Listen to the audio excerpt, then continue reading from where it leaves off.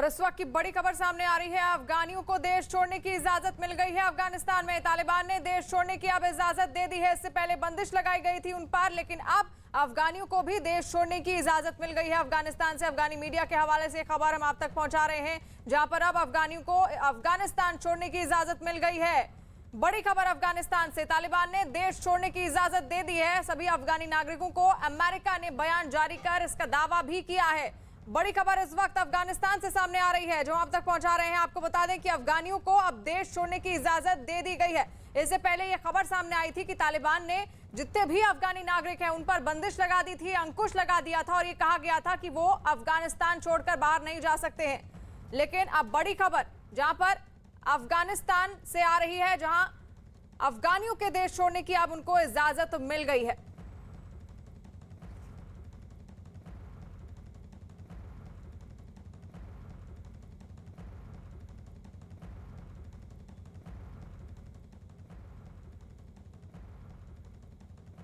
अफगानी media के हवाले से ये खबर है, जहां पर आपको बता दें कि अफगानी मीडिया के हवाले से खबर, जहां पर अफगानी नागरिकों को देश छोड़ने की इजाजत दे दी गई है। वहीं महाराष्ट्र की अब बात करेंगे। महाराष्ट्र में कृष्ण जन्माष्टमी के मौके पर दही हांडी उत्सव मनाने के मुद्दे पर उद्धव सरकार और विपक्ष आमने सामने आ गए हैं। राज्य सरकार ने कोरोना की तीसरी लहर की आशंका को देखते हुए दही हांडी उत्सव मनाने पर रोक लगा दी थी, लेकिन सरकार के इस फैसले के बाद राज्य की सियासत में उबाल आ गया है। बीजेपी और राज ठाकरे की पार्टी एमएनएस ने राज्य की उद्धव ठाकरे सरकार पर हिंदू विरोधी होने का आरोप लगाते हुए दही हांडी उत्सव मनाने का ऐलान किया है। न्यूज 18 की खबर है कि बीजेपी नेता राम कदम को घर पर ही हिरासत में ले लिया जा रहा है। तो दही हांडी उत्सव पर अब घमासान मचता हुआ दिख रहा है। महाराष्ट्र में आज कृष्ण जन्माष्टमी है और हर वर्ष महाराष्ट्र में और कई अलग अलग हिस्सों में देश के दही हांडी का उत्सव होता है, लेकिन क्योंकि कोरोना काल है, पिछले 2 साल से लगातार कोरोना का साया हम पर बना हुआ है और ऐसे में ये फैसला लिया गया है कि दही हांडी उत्सव महाराष्ट्र में नहीं मनाया जाएगा। विवेक गुप्ता शंकर मंदिर से हमारे साथ जुड़े हुए हैं और अभिषेक पांडे भी हमारे साथ जुड़ गए हैं सिद्धि विनायक मंदिर से। ठीक है, शुरुआत करते हुए विवेक आपसे, अभिषेक से पहले शुरुआत करते हैं। अभिषेक, क्या स्थिति है वहां पर? क्या दही हांडी उत्सव मनाया जा रहा है? हालांकि इससे पहले मना कर दिया गया है, लेकिन क्या हालात है? देखिए, दही हांडी उत्सव को लेकर पहले ही सरकार मना कर चुकी है। अभी मंदिर को लेकर के यहाँ पर मना कर रही है और यहाँ पे सुधीर मुनगंटीवार की अगुवाई में मंदिर के बाहर प्रदर्शन करने के लिए तमाम सारे नेता पहुंचे हुए हैं, जिन्हें पुलिस ने रोक दिया है। तस्वीरें आप देखिए, सुधीर मुनगंटीवार और उनके साथ साथ तमाम सारे बीजेपी के लोग हैं, लेकिन फिलहाल उन्हें मना कर दिया गया है क्योंकि आगे बाबुलनाथ मंदिर तक उन्हें जाने से मना किया गया और कहा गया है कि फिलहाल वो आगे नहीं जा सकते क्योंकि मंदिर बंद है। आज पूरे राज्य भर में ये आंदोलन चल रहा है। हमारे साथ यहाँ पर आचार्य पवन त्रिपाठी हैं। आचार्य, किस तरीके से आप लोग आंदोलन कर रहे थे और आप लोगों को रोका गया? देखिए, हम लोग यहाँ पर आए थे क्योंकि इस महाराष्ट्र सरकार में यह कंस रूपी सरकार है। यहाँ पर दारू की दुकान खुली है, मॉल खुले हैं, दुकानें खुली हैं, लोकल ट्रेन खुले हैं, लेकिन यहाँ पर केवल मंदिर दर्शन करना मना है।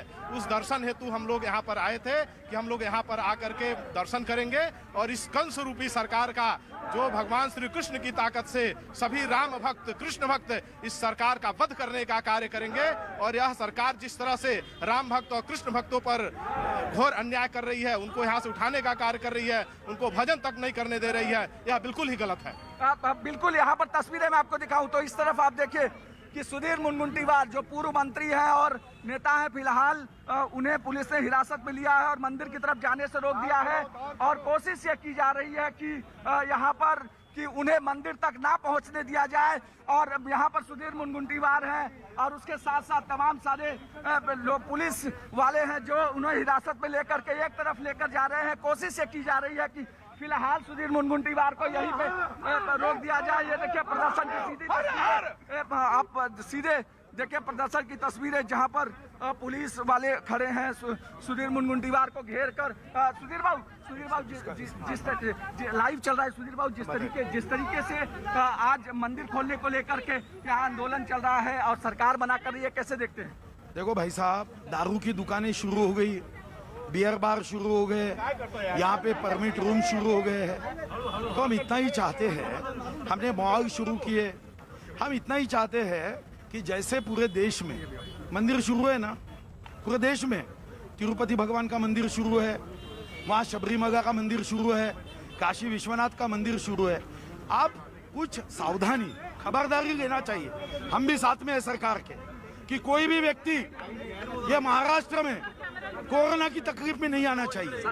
मगर अरे भैया, जहाँ दवा नहीं काम करती वहाँ दुआ काम करती नहीं। एक अंतर मन को भक्ति के लिए आपने अगर ये नियम किया कि जिसके 2 वैक्सीन हुए हैं या जिसका RT-PCR हुआ है 24 घंटे वाला, उसको तो भैया दर्शन के लिए जा सकते ना।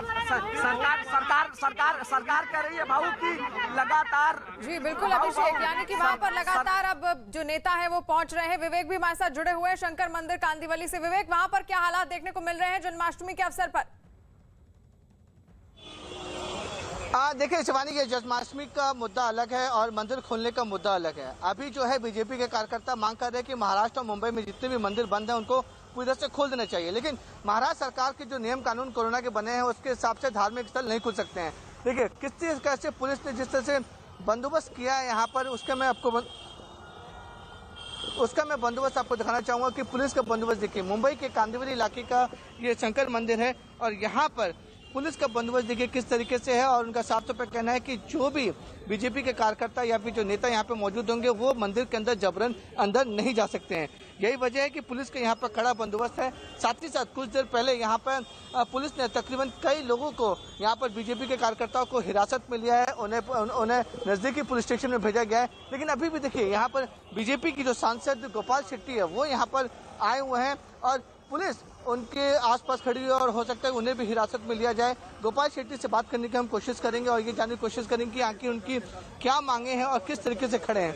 सरकार अगर हमको मजबूर करती है तो फिर हम संघर्ष भी करेंगे। लेकिन ये बताइए कि इसका कोई क्या हल नहीं, उपाय नहीं, क्या कोई प्रोटोकॉल के साथ इस तरह के धार्मिक स्थल नहीं खोले जा सकते? मैंने वही कहा ना कि है ना प्रोटोकॉल है। जैसा आपने अभी प्लेन में है सारे जगह पर 2 वैक्सीन वालों को अलाउ कर दिया है, उसका प्रोटोकॉल, उसका SOP निकला हुआ है कि 2 वैक्सीन वाले प्लेन में सफर कर सकते हैं, ट्रेन में सफर कर सकते हैं, बस में सफर कर सकते हैं, जगह जगह पर जा सकते हैं। वही प्रोटोकॉल आप मंदिर को भी लगा दो ना कि भाई पुजारी और बाकी सारे कर्मचारियों को कहो कि आपने 2 वैक्सीन लेना जरूरी है और मंदिर में जो दर्शन लेने के लिए आएंगे उनको भी 2 वैक्सीन लेना जरूरी है। बात खत्म हो जाती है। लेकिन धार्मिक स्थल कब खुलेंगे इसको लेकर के सरकार की तरफ से अंदर कोई क्लैरिटी भी नहीं। ये तो सरकार का काम है ना, ये तो सरकार का क्लैरिटी नहीं, इसलिए तो भारतीय जनता पार्टी आंदोलन कर रही है ना। कम से कम इसके बाद तो क्लैरिटी आ जाएगी तो अच्छी बात है, नहीं आएगी तो फिर आंदोलन जारी रहेगा। गोपाल सर लोग भीड़ ना इकट्ठा होने दें, इस तरह से गर्दी ना करें, आंदोलन ना करें। और दूसरी तरफ बीजेपी देखिए एक छोटी सी बात है। यानी कि अब मैं उद्धव जी को एक सलाह देना चाहूंगा, भीड़ कहाँ होती है। और अभिषेक के पास हम जाते हैं। अभिषेक, क्या तस्वीर देखने को मिल रही है उधर? देखिए एक तरफ आंदोलन चल रहा है, दूसरी तरफ तस्वीरें मैं आपको दिखाऊं तो ये है बाबुलनाथ मंदिर, मुंबई का सबसे प्राचीन शिव मंदिर है। यहाँ पर कड़ा बंदोबस्त किया गया है। एडिशनल CP, DCP और ज्वाइंट CP तक के सारे अधिकारियों को बुलाया गया है ताकि किसी भी तरीके से यहाँ पर बीजेपी के लोग ना पहुँच पाए। सुधीर मुनगंटीवार चूंकि महाराष्ट्र बीजेपी में बड़े नेता हैं, खुद उन्होंने आज इस आंदोलन की अगुवाई यहाँ पर की है, इसलिए यहाँ पर बंदोबस्त काफ़ी कर दिया गया। चारों तरफ पुलिस छावनी में तब्दील कर दिया गया। इस पूरे इलाके को हर वो रास्ते बंद कर दिए गए हैं जहाँ से बीजेपी के कार्यकर्ता आ सकते हैं। सरकार की कोशिश है कि मंदिर के बहाने जो बीजेपी राजनीति करने की कोशिश कर रही है फिलहाल उसे रोका जाए, कोविड का प्रोटोकॉल फॉलो हो। और उसको लेकर के जिस तरीके से यहाँ पर आप देखिए तस्वीरें कि तमाम सारे अधिकारी यहाँ पर मौजूद हैं, कर्मचारी मौजूद हैं ताकि इस पूरे इलाके को, पूरे परिसर को फिलहाल सेफ रखा जाए। और चारों तरफ पुलिस वालों को सिविल ड्रेस में और खुद एडिशनल CP यहाँ पर अगुवाई कर रहे हैं ताकि कोशिश ये है कि यहाँ से लोगों को ना पहुँचने दिया जाए। और उसके लेकर के तमाम सारे अधिकारी यहाँ मौजूद हैं। हम उनसे जानने की कोशिश करते हैं कि बीजेपी के लोग जिस तरीके से कोशिश कर रहे हैं यहाँ पहुँचने के लिए। सर सावंत साहब, जिस तरीके से कोशिश हो रही है, बिल्कुल अभी बंदोबस्त कर रहे हैं। उन्होंने कहा कि फिलहाल कोशिश उनका यह है कि चारों तरफ ये बंदोबस्त रखा जाए ताकि यहाँ से कोई भी व्यक्ति ना जा पाए। और बीजेपी ने पूरे महाराष्ट्र भर में आंदोलन किया है। प्रदेश अध्यक्ष खुद पुणे में मौजूद थे, उसके अलावा बड़े नेता भी अलग अलग जगहों पर मौजूद थे। नासिक से लेकर शिरडी तक, तुलजापुर से लेकर यानी कि वहां पर तैनाती कर दी गई है और खासतौर पर आज कृष्ण जन्माष्टमी है, तो ऐसे में मांग भी की जा रही है बीजेपी की ओर से और जो भी विपक्षी नेता है महाराष्ट्र में उनकी ओर से कि दही हांडी का उत्सव होना चाहिए और उसी के मद्देनजर वहां पर जगह जगह मंदिरों पर अब तैनाती कर दी गई है पुलिस की। वहीं महाराष्ट्र सरकार की पाबंदी के बावजूद आज ठाणे में राज ठाकरे के पार्टी एमएनएस के कार्यकर्ता दही हांडी उत्सव के लिए स्टेज तैयार करने में जुट गए हैं, जिसकी जानकारी मिलने पर पुलिस वहां पहुंची और उन्हें स्टेज बनाने से रोक दिया, जिससे नाराज होकर एमएनएस के कार्यकर्ता वहीं धरने पर बैठ गए। और ये वीडियो देखिए किस तरह वहां पर धरने पर अब बैठ गए हैं, क्योंकि ये स्टेज बनाने की कोशिश कर रहे थे। आज कृष्ण जन्माष्टमी का उत्सव है और उसी को लेकर महाराष्ट्र में कई मंदिर अभी भी बंद हैं और वहीं जो विपक्षी दल है उनका ये कहना है कि दही हांडी का उत्सव होना चाहिए। हालांकि आपको बता दें कि दही हांडी उत्सव पर भी पाबंदी लगा दी गई है। देखिए, महाराष्ट्र में उद्धव जी सिर्फ हिंदुत्व का नाटक करते हैं, उनमें हिंदुत्व 0% बाकी रह गया है, बराबर है। आप देखेंगे तो अभी नारायण राणे की जन यात्रा रैली हुई, कल रात को भी उनके शिवसेना के शाखा के बाहर 200 लोग थे। हम लोग 50 लोग लेके करने के लिए देख रहे तो हमको मना किया जाता है, बराबर है। उन्होंने जो नारायण राणे के घर के बाहर तमाशा किया वो चला, थाना में इधर तमाशा हुआ, शिव से बीजेपी के ऑफिस के बाहर वो चला, और दही हांडी नहीं चल सकती आपको। हम दही हांडी करेंगे, हम थाम है, नहीं तो मैं अभी से यहाँ अनशन पे बैठ जाऊंगा। हमारे महाराष्ट्र के सब जितने भी नेता लोग हैं वो मंडप मैदान में आ रहे हैं। कल सवेरे राज ठाकरे साहब भी यहाँ आएंगे। पुलिस का क्या जवाब? पुलिस क्या वो बेचारे उनका काम कर रही है कायदा सुव्यवस्था का, लेकिन अगर इन्होंने मुझे नहीं करने दिया तो मैं यही मंडप पे आज अनशन शुरू कर दूंगा। बाकी त्योहार हो रहे हैं ना, तो हम लोग का हिंदुओं का त्योहार के बारे में क्यों आप लोग बार बार प्रादुर्भाव बढ़ने वाला है, कोरोना बढ़ने वाला है, बाकी जगह पे ने ये लोग का मीटिंग चलता है, ये लोग का मंत्री लोग का मीटिंग सब चलता है। हम लोग का कुछ त्यौहार नहीं मनाना चाहिए। हम लोग हमारे त्यौहार के ऊपर त्यौहार मनाएंगे, उसके ऊपर हम लोग ठाम हैं। और महाराष्ट्र में दही हांडी उत्सव पर पाबंदी लगाने के लिए बीजेपी ने राज्य सरकार को निशाने पर लिया, तो शिवसेना ने भी कोरोना की रोकथाम के लिए केंद्र की ओर से जारी दिशा निर्देशों को हवाला देकर बीजेपी को घेरने की कोशिश की। भगवान कृष्ण के जन्म का ये उत्सव है वह मनाया दिया जाए पारंपरिक तरीके से। भीड़ जुटाना और भीड़ जुटा करके ये जो कोरोना की महामारी है उसे फैलाना, ये हम कतई नहीं चाहते। पर महाराष्ट्र की हिंदू विरोधी उद्धव सरकार हमें इसके लिए भी अनुमति नहीं देंगी। सवाल यह उठता है, हम सभी धर्मों का सम्मान करते हैं, सभी धर्मों के साथ समान बर्ताव होना चाहिए सरकारों का, पर यह कैसी सरकार है? अन्य धर्मों के लोग उनके किसी त्यौहार के लिए अनुमति पूछते हैं, उद्धव सरकार रातों रात देती है। पर हिंदुओं के त्यौहार आते हैं तो एयर कंडीशन बंगलों में बैठ करके हमें सबूरी की नसीहत दी जाती है। अन्य धर्मों को अनुमति देते समय ये इनकी सबूरी कहाँ जाती है? हम केवल और केवल इतनी ही मांग कर रहे हैं कि परंपरा के तहत भीड़ न इकट्ठा करते हुए, पूरे नियमों का पालन करते हुए हमारे भगवान कृष्ण के जन्म का उत्सव हमें मनाने की अनुमति दे। पर ठाकरे सरकार न सुनने को तैयार है, न ठाकरे सरकार को इस पर कोई निर्णय लेना है। निर्णय नहीं लेना, यही विगत 2 वर्षों से उनका निर्णय है। दूसरी ओर देखो कैसी विडंबना है, महाराष्ट्र में सब कुछ खुल गया पर मंदिर नहीं खुले। हम मंदिरों के बाहर भी भीड़ नहीं चाहते। जिस प्रकार से रेलवे में आपने 2 वैक्सीनेशन जिसने लिए हैं उनको रेल की यात्रा में सफ़र करने की अनुमति दी, क्या वैसा नियम मंदिरों में दर्शन करते समय नहीं लग सकता? इसके पूर्व भी मंदिर खुले थे, ऑनलाइन लोग पास ले रहे थे, पास लेकर मंदिरों में जाके दर्शन कर रहे थे। भीड़ इकट्ठा करने की बात हम नहीं कह रहे। हम मान के चलते कि हजारों लोग नहीं, कुछ लोग तो दर्शन कर पाएंगे। पवित्र मास चल रहा है, पर ठाकरे सरकार ने बियर बार खोलने के लिए नियम बनाए, शराब के ठेके खोलने के लिए नियम बनाए। हम यही मांग कर रहे हैं, उन्हीं नियमों के तहत भले। और अब बात टोक्यो पैरालंपिक्स की। टोक्यो पैरालंपिक्स में आज भारत ने इतिहास रच दिया है। जैवलिन थ्रो में देवेंद्र झाझरिया ने सिल्वर मेडल जीता। भारत की सुंदर सिंह गुर्जर ने भी जैवलिन थ्रो में ब्रॉन्ज मेडल जीता है और दोनों ही खिलाड़ियों ने इस जीत के लिए अपने कोच, परिवार, देश और पीएम मोदी को धन्यवाद दिया है। यानी कि देखिए किस तरह से अब लगातार देश के जो खिलाड़ी हैं वो दुनिया भर में भारत का नाम रोशन कर रहे हैं। और टोक्यो पैरालंपिक से एक बार फिर से अच्छी खबर, जहां पर इतिहास रचते हुए जावलिन थ्रो में देवेंद्र झाझरिया ने सिल्वर मेडल जीता है और भारत के ही सुंदर सिंह गुर्जर ने जावलिन थ्रो में ब्रॉन्ज मेडल जीता। पैरालंपिक्स में तीसरा मेडल जीतने पर मुझे बहुत खुशी है और सबसे पहले मैं कहूँगा कि मेरे परिवार ने जो मेरा सहयोग दिया, मेरे माता पिता ने मुझे ग्राउंड पे भेजा एक डिफरेंट लेवल होते हुए भी, और उसके बाद मैं कहूँगा कि मेरे कोच सुनील तंवर को मैं धन्यवाद देना चाहता हूँ जिन्होंने मेरे को लगातार ट्रेनिंग करवाई 5 साल तक, और मेरे फिटनेस कोच, पूरी टीम, स्पेशली मैं धन्यवाद देना चाहता हूँ माननीय प्रधानमंत्री जी को। आने से पहले हमें जो उन्होंने सपोर्ट किया, बहुत खुशी है ये बताते हुए कि तीसरा मेडल हमने ओलंपिक में फिर जीता है। हम गोल्ड से चूक गए लेकिन सिल्वर मेडल हमने देश के लिए जीता, उसके लिए भी बहुत खुशी। और जिन्होंने हमारा पूरे देश ने हमारे लिए दुआएं की थी, और मैं अपने स्पोर्ट्स अथॉरिटी ऑफ इंडिया हमारी पूरी टीम का धन्यवाद देना चाहता हूँ। आज मैं बहुत खुश हूँ कि आज ओलंपिक के अंदर मैंने मेडल जीता है। 2016 रियो ओलंपिक में मेरा 2 सेकंड लेट होने के कारण मैं लेट हो गया था, डिस्क्वालीफाई हो गया था, और आज 2020 ओलंपिक में ब्रॉन्ज मेडल जीता है। मुझे बड़ी खुशी है कि अपने 2 मेडल इंडिया के आए, और मैं दिल से धन्यवाद देना चाहता हूँ अपने कोच साहब श्री महावीर सैनी जी का, जिन्होंने कंटिन्यू मुझे 2009 से और 2021 तक कंटिन्यू मुझे अभ्यास करवाया है, और बुरे समय भी मेरा साथ दिया था 2000 रियो ओलंपिक के बाद में। और मैं धन्यवाद देना चाहता हूँ प्रधानमंत्री श्री नरेंद्र मोदी जी का, जिन्होंने इतना मोटिवेट किया है, इतना सहयोग किया है।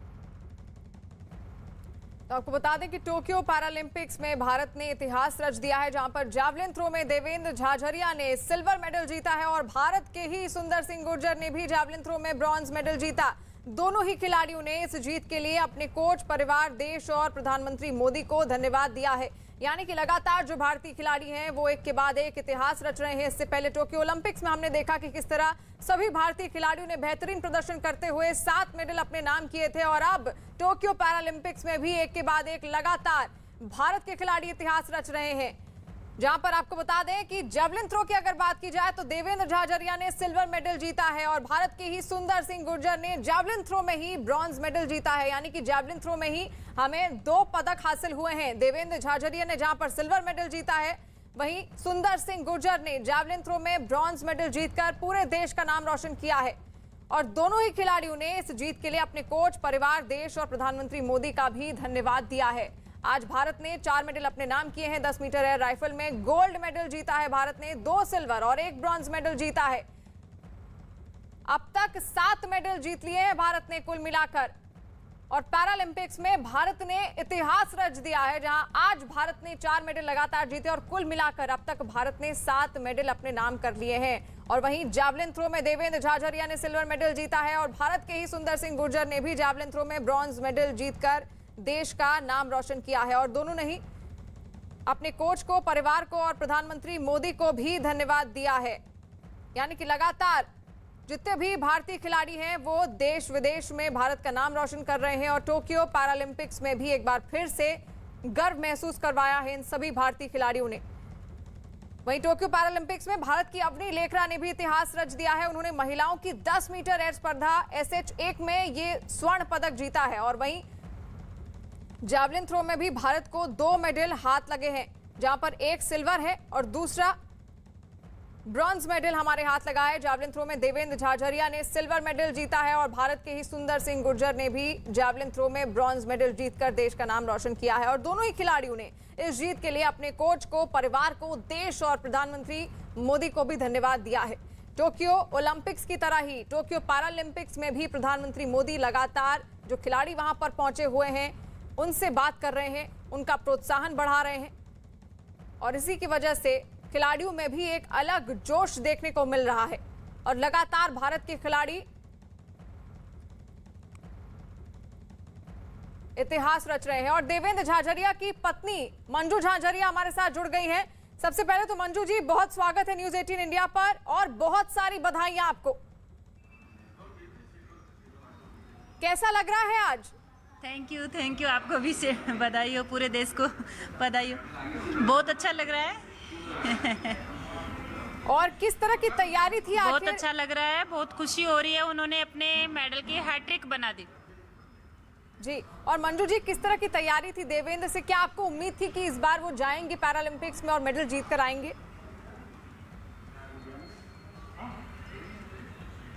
बिल्कुल उम्मीद थी मेरे को। उनके जो हार्ड वर्क देख रही थी मैं, लगातार 2 साल से वो कंटिन्यू कर रहे थे और उनका जो कॉन्फिडेंस था, उनको देखते हुए मुझे पूर्ण विश्वास था कि वो देश के लिए मेडल जीत के लाएंगे। जी बिल्कुल मंजू जी, और आप उनकी अर्धांगिनी हैं और आपके बिना वो अधूरे हैं। आपका भी बहुत बड़ा योगदान जरूर रहा होगा उनकी इस जीत के पीछे। किस तरह आपका शेड्यूल रहता था देवेंद्र के साथ?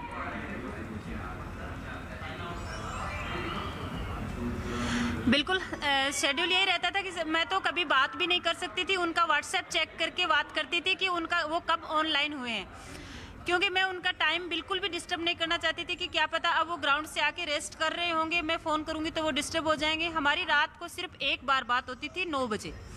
उसमें हमारा 5-7 मिनट का टाइम तो इसी सेशन पे गुजरता था कि आज आपने क्या वर्क किया, कितना थ्रो किया, क्या एक्सरसाइज की।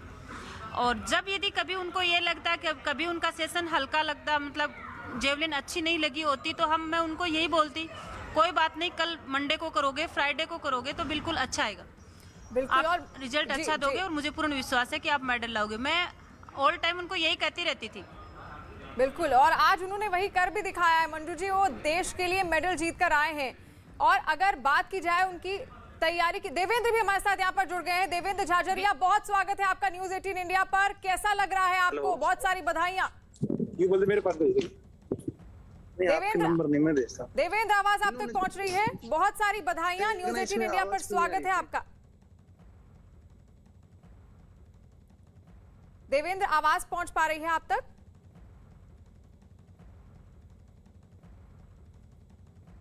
देवेंद्र तक हमारी आवाज ठीक ढंग से शायद पहुंच नहीं पा रही है। देवेंद्र, आवाज आप तक क्या पहुंच पा रही है? बिल्कुल आ गई। बहुत स्वागत है आपका न्यूज़ 18 इंडिया पर और बहुत ढेर सारी बधाइयां न्यूज़ 18 इंडिया की तरफ से सबसे पहले आपको। Thank you. देवेंद्र, कैसा लग रहा है आज मेडल आप अपने हाथ पर लेकर आए हैं? कैसा लग रहा है? बहुत अच्छा लग रहा है। मेरी मेहनत थी, वो मेहनत का आज नतीजा आया है और परिवार ने बहुत सहयोग दिया, विशेष तौर पे क्योंकि मेरे माँ बाप ने सपना देखा था मैं खिलाड़ी बनूं और देश के लिए 3 मेडल जीतना, वाकई हैट्रिक बनाना मेरे लिए आज बहुत खुशी का पल है। बहुत बधाइयां उसके लिए देवेंद्र आपको। कैसी रही आपकी जीत की तैयारी? अच्छी ट्रेनिंग थी, हमारी ट्रेनिंग प्लान भी अच्छी थी और बिल्कुल हमने अच्छा कंपटीशन लड़ा। और जब आप मेडल जीतते हो तो देखते हैं कि सब कुछ अच्छा रहा हमारे लिए आज। जी देवेंद्र, एक खुशखबरी आपको दे दूं कि आपकी पत्नी मंजू भी इस वक्त टीवी पर आपको देख रही हैं और वो आपको सुन भी सकती हैं। कुछ कहना चाहेंगे मंजू के लिए? बिल्कुल, इन्होंने मेरी लाइफ ही बदल दी क्योंकि अपना कैरियर दाव पे लगा के मेरे को फ्री रखा, ट्रेनिंग की मैंने। और 17 में एक बार फिर मैं गेम छोड़ना चाहता था, 17-18 में मेरे शोल्डर में इंजरी हो गई थी, लेकिन इन्होंने कहा कि नहीं, आप टोक्यो खेल सकते हो, मेडल ले सकते हो, मुझे कॉन्फिडेंस है। बिल्कुल, मंजू कुछ कहना चाहेंगे? आपने सुना होगा देवेंद्र को। बिल्कुल, हाँ जी, बिल्कुल मैं यही कहना चाह रही हूँ। जब इन्होंने 8 में इवेंट नहीं था, 12 में इवेंट नहीं था, तो ये डिमोरलाइज हो गए थे। एक बार बोले मैं गेम छोड़ देता हूँ। मैंने कहा नहीं, आप कर सकते हो, बिल्कुल आप तैयारी अपनी कंटिन्यू रखिए, आप जरूर करोगे। और जब भी एक बार इनके शोल्डर में इंजरी हो गई थी तो डॉक्टर ने कहा इनका ऑपरेशन होगा, अब आपको गेम छोड़ना पड़ेगा।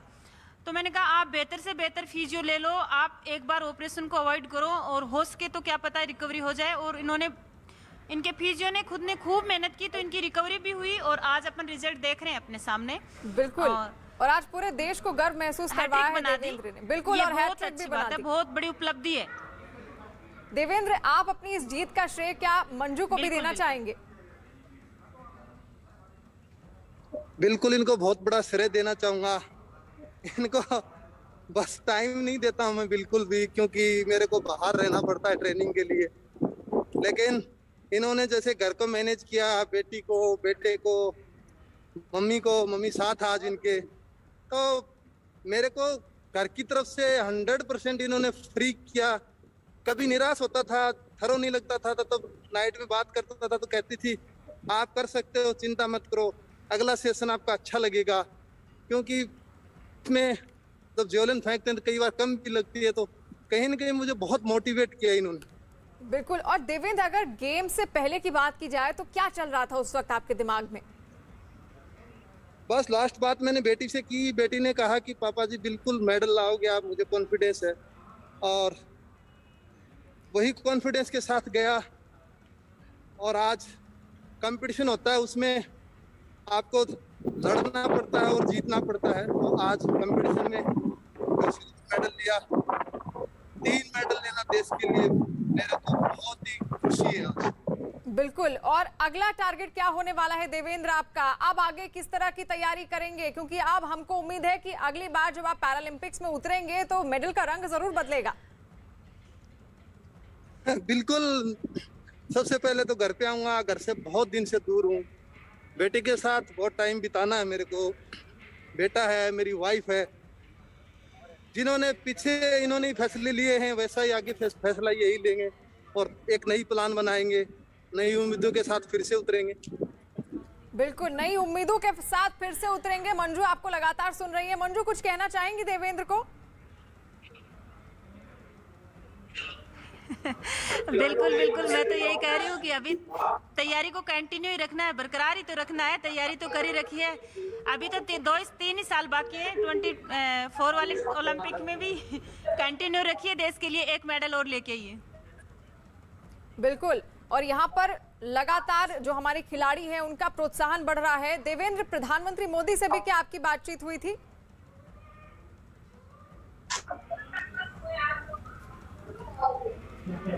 देवेंद्र, आवाज आप तक पहुंच पा रही है? जी जी जी। प्रधानमंत्री मोदी से भी क्या आपकी बातचीत हुई थी इस जीत पर? बिल्कुल, प्रधानमंत्री जी का सबसे पहला फोन आया उनका और मेरे को बधाई दी। इससे कहीं न कहीं ज्यादा देखा जाए तो उन्होंने जानने पे जो हमें हौसला दिया, एक विदाई पार्टी दी थी उन्होंने, तो उस हौसले के साथ हमने कंपटीशन लड़ा और मेडल जीता। आज भी माननीय प्रधानमंत्री जी ने बधाई दी फोन करके स्पेशली। बहुत अच्छा लग रहा है, एक देश का प्रधानमंत्री बधाई देता है खिलाड़ी। बिल्कुल। और आपका मनोबल जरूर बढ़ा होगा। देवेंद्र, अगर आपकी इस जीत की तैयारी की बात की जाए तो कितनी चुनौतियां आई यहां तक पहुंचने के लिए? जी देवेंद्र, मेरी आवाज सुन पा रहे? जी जी, आवाज आप तक पहुंच रही है देवेंद्र? आपका वीडियो नहीं आ पा रहा है हम तक, लेकिन आपकी आवाज हम तक पहुंच रही है। कितनी चुनौतियों का सामना करना पड़ा है देवेंद्र आपको? आप अपना वीडियो ऑन कर सकते हैं देवेंद्र? बिल्कुल, मैं करता हूँ वीडियो ऑन। जी। चुनौतियां तो बिल्कुल रहती हैं, क्योंकि आप जब वर्ल्ड लेवल पे स्पोर्ट्स पे परफॉर्मेंस देना होता है तो हर टाइम आपके सामने चुनौती रहती है। आपको अच्छी परफॉर्मेंस देना है, आपको कोविड से खास करके बचना भी एक चुनौती थी इस ओलंपिक में। तो लेकिन आज अच्छा लग रहा है, लास्ट में रिजल्ट अच्छा रहा तो सब कुछ अच्छा है। बिल्कुल। और मंजू, क्या कहना चाहेंगी? और देवेंद्र ने वादा भी किया है कि अब जब घर आएंगे तो आपको भी समय देंगे, बच्चों को भी वो समय देंगे। हेलो। बिल्कुल बिल्कुल, बहुत दिन से वेट कर रहे हैं बच्चे भी। कोई भी घर का प्रोग्राम है वो अटेंड नहीं कर पाते, बच्चों की कोई बर्थडे पार्टी है बच्चे भी मिस करते हैं, बोलते हैं पापा कभी नहीं आते मम्मी। मैं तो यही कहती रहती हूँ, बेटा बर्थडे अगले साल फिर आ जाएगा, पापा को मेडल लेके आना है। बिल्कुल। और पापा ने मेडल ला भी दिया है भारत के लिए और आज पूरा देश गर्व मना रहा है। मंजू, इस वक्त अगर घर की बात की जाए तो घर में किस तरह का माहौल है? खासतौर पर देवेंद्र के मम्मी पापा का क्या कहना है? बहुत खुशी है। पापा तो पिछले साल संरक्षित हार गए। उनका बहुत बड़ा सपना था ये उनका कि मैं तीसरा मेडल देखूं, लेकिन वो नहीं देख पाए। लेकिन इनकी मम्मी मेरे साथ हैं जो बहुत खुश हैं इनके मेडल से, और मैं भी बहुत खुश हूँ। हमारा पूरा परिवार, दोस्त लोग आए हुए हैं और लगातार सुबह से मिठाइयाँ, ढोल नगाड़े, पटाखे बजा रहे हैं और घर पे खुशी मनाई जा रही है। बिल्कुल। और काफी भीड़ देवेंद्र इस वक्त आपके घर में हम देख सकते हैं, बहुत सारे मेहमान वहां पर पहुंचे हुए हैं आपको बधाई देने के लिए। कोई संदेश इनके लिए आप देना चाहें अपने परिवार वालों के लिए और पूरे देश के लिए जो आपको टकटकी लगाए बैठा हुआ था और आज गर्व महसूस कर रहा है? बिल्कुल, 130 करोड़ लोगों की मेरे साथ दुआएं थी और मेरे परिवार का बहुत बड़ा सहयोग रहा। मेरा फ्रेंड सर्किल है, उनका भी बहुत बड़ा सहयोग रहा। एक अकेला कुछ नहीं कर सकता, सभी मिलके काम करते हैं तभी जाके एक नतीजे पे पहुंचते हैं हम, और सभी ने मिलके काम किया, तो मैं सभी को थैंक यू बोलना चाहता हूँ। बिल्कुल, सभी को बधाई। और आगे अब इस जीत की तैयारी को कहां तक ले जाना चाहते हैं आप देवेंद्र? आप किस तरह ट्रेनिंग की जाएगी और कोच को क्या कहना चाहेंगे खास तौर पर? बिल्कुल, मेरे 5 साल से सुनील जी कोच हैं, पिछला ओलंपिक गोल्ड मेडल जीता था तभी वही थे, आज भी मेरे साथ वही हैं। उन्होंने बहुत मेहनत की, अलग प्लानिंग बनाई उन्होंने, क्योंकि एज फैक्टर भी देखना पड़ता है। उन्होंने बहुत हार्ड ट्रेनिंग कराई, मैं सच बताऊं, कई बार तो इतना मुश्किल होता था, लेकिन उन्होंने कहा देख ले मेडल जीतना है तो ऐसा ही करना है। 3-3 घंटे के सेशन लेते थे वो। बिल्कुल, यानी कि काफी सारी चुनौतियां रही और सभी का सामना करते हुए आज आपने मेडल जीता है। बहुत शुक्रिया देवेंद्र और मंजू, उनका पूरा परिवार हमारे साथ जुड़ा हुआ था। एक बार फिर से पूरे परिवार को और देवेंद्र को खास तौर पर बहुत ढेर सारी बधाइयां न्यूज़ 18 की तरफ से। आज अमूल फेसबुक पर Amul simple homemade recipe show के 500 दिन पूरे होने का जश्न मना रहा है, जो अब दुनिया का सबसे बड़ा लाइव रेसिपी शो है। इसे अब तक 200 करोड़ से ज्यादा व्यूज मिल चुके हैं और पिछले 500 दिनों में 3300 से अधिक रसोइयों ने शो में 2900 से अधिक लाइव व्यंजन तैयार किए हैं। आज इस non stop live recipe show के 500 दिनों के उत्सव के हिस्से के रूप में वो 15 घंटे की नॉन स्टॉप लाइव कुकिंग का आयोजन कर रहे हैं, जहां चुनिंदा 15 शेफ हर घंटे नए व्यंजन तैयार करेंगे। 5 शेफ अगले 5 घंटों में कुछ स्वादिष्ट व्यंजन तैयार करने वाले हैं।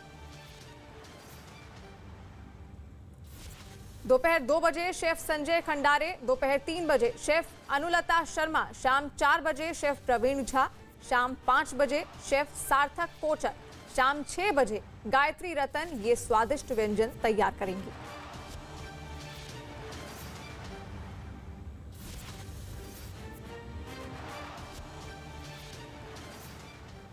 अब बड़ी खुशखबरी, मनी कंट्रोल प्रो के ताजा ऑफर के साथ आप प्रो को 365 रुपए प्रति साल पर सब्सक्राइब कर सकते हैं और 10,000 रुपए तक के एक्सक्लूसिव ऑफर पा सकते हैं। आज ही मनी कंट्रोल पर लॉग ऑन कीजिए